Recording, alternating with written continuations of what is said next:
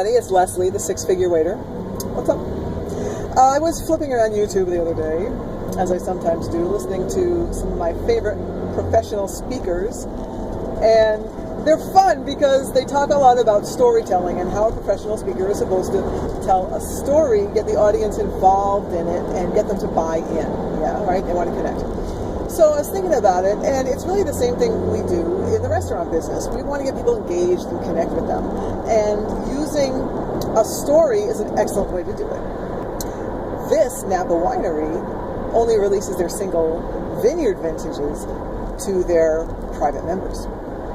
But since they released this multi-vineyard vintage here, we are able to try it at a very good price. So that's one way in, a little story about the vineyard and giving them a kind of exclusive air. What about a cocktail, you know? Oh, hey, I used to work at a bar in whatever, Cleveland, and one day Rihanna came in and this was her favorite cocktail.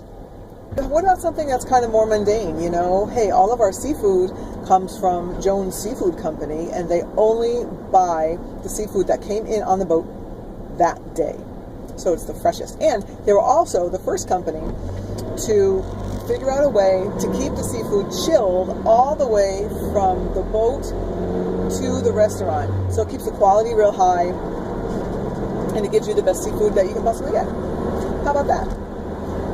Just a simple, mundane thing, but now there's a little story behind it, and now the guests can buy into it, and they'll probably be more inclined to try it.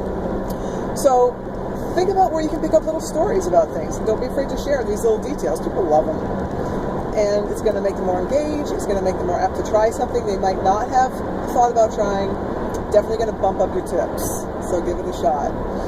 Until then, keep selling.